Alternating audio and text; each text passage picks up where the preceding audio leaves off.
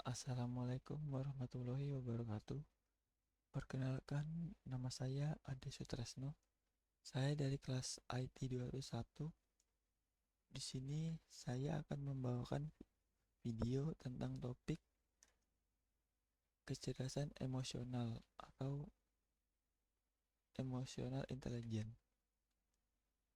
Di video ini saya akan membahas tentang pengertian, aspek, ciri, dan cara mengembangkan emotional intelligence. Sekarang ke pengertiannya.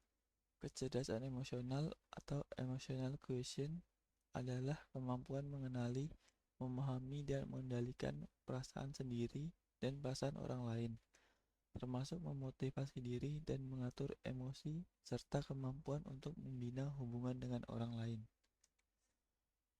Menurut buku yang dibuat oleh Daniel Goleman, seorang psikolog, autor, dan jurnalis sains asal Amerika, kecerdasan emosional adalah kemampuan mengenali perasaan sendiri dan perasaan orang lain, kemampuan memotivasi diri sendiri, dan kemampuan mengelola emosi dengan baik pada diri sendiri dan dalam hubungan dengan orang lain.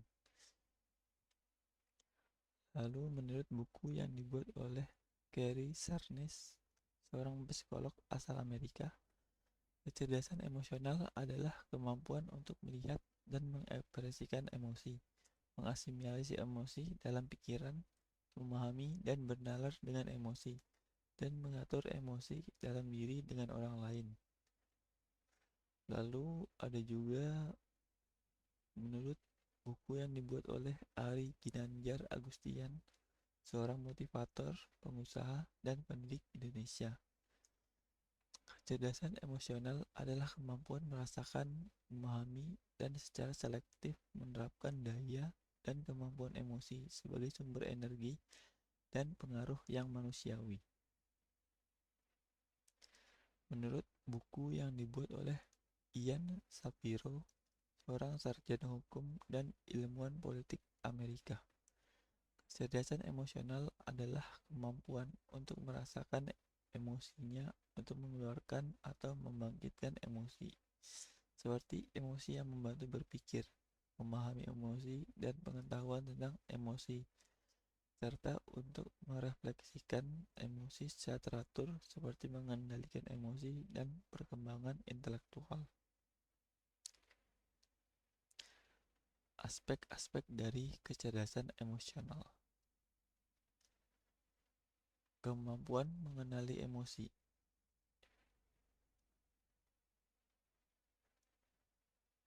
Kesadaran diri.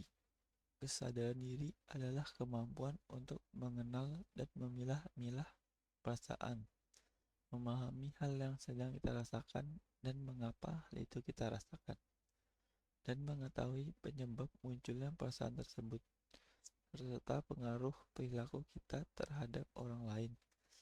Kemampuan mengenali emosi diri merupakan fondasi utama dari semua unsur-unsur emotional intelligence, sebagai langkah awal yang penting untuk memahami diri dan berubah menjadi lebih baik.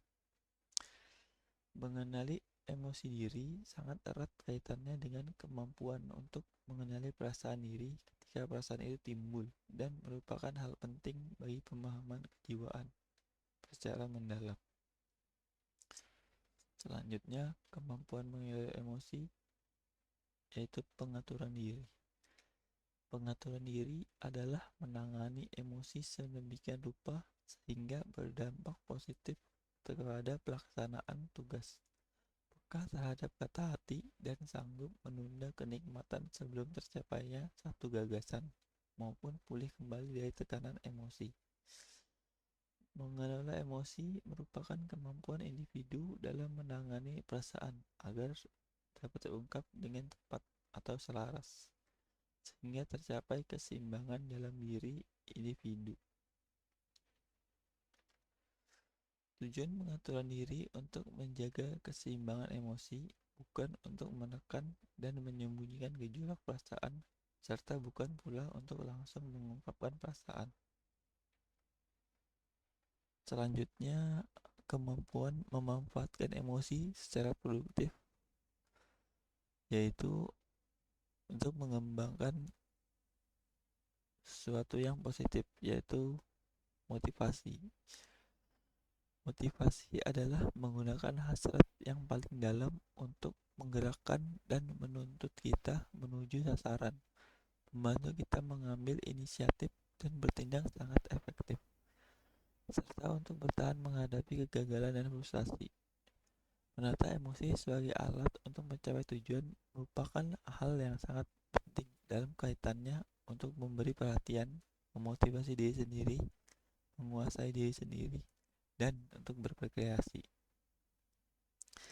Kendali diri emosional, menahan diri terhadap kepuasan, dan mengendalikan dorongan hati adalah landasan keberhasilan dalam berbagai bidang. Kemampuan mengenali emosi orang lain atau empati.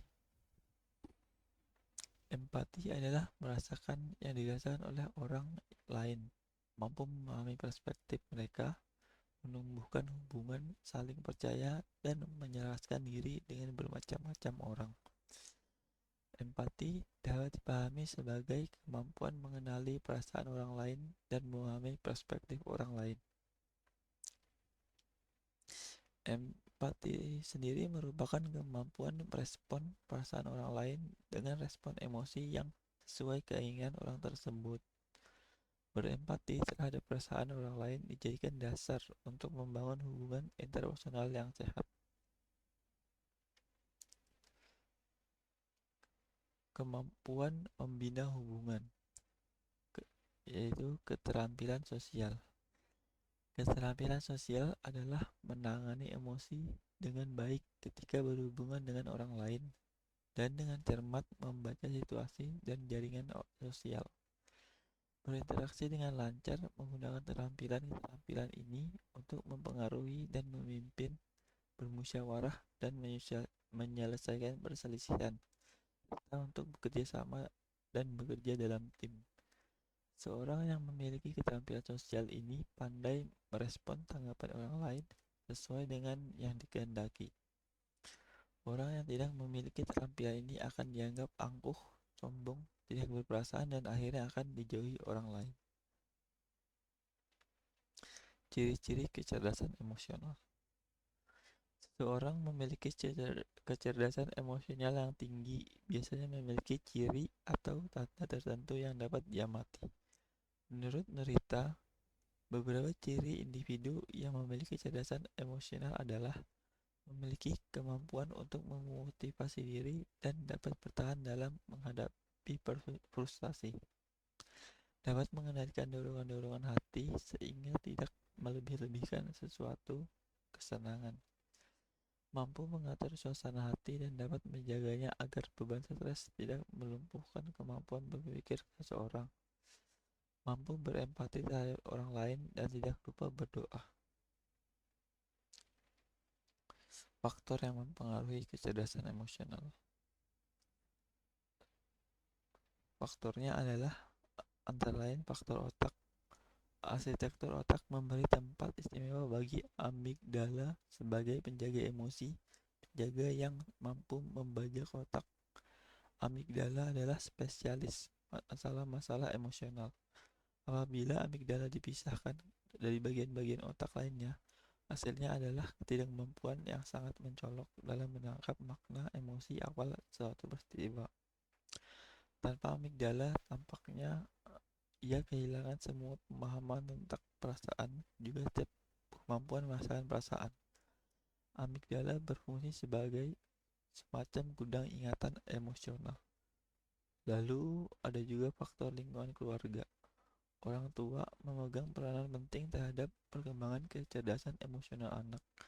Lingkungan keluarga merupakan sekolah pertama bagi anak untuk mempelajari emosi.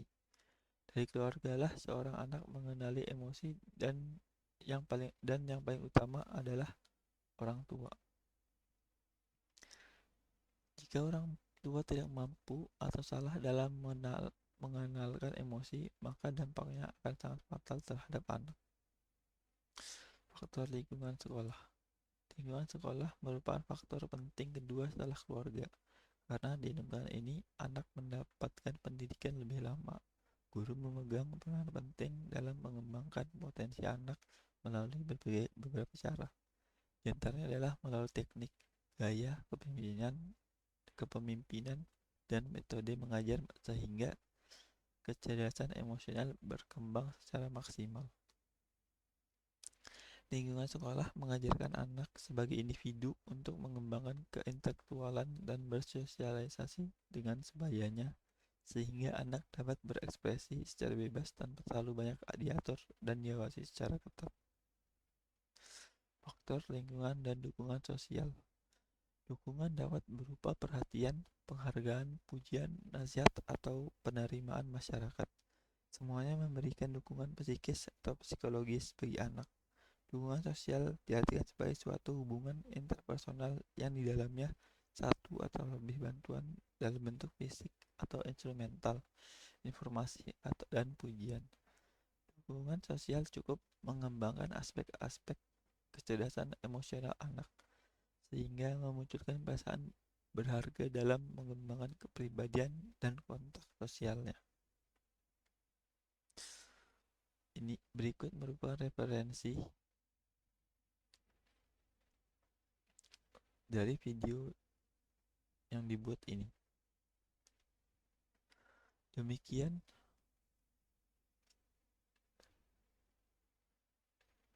video dari saya, kurang lebihnya mohon maaf. Sekian dan terima kasih.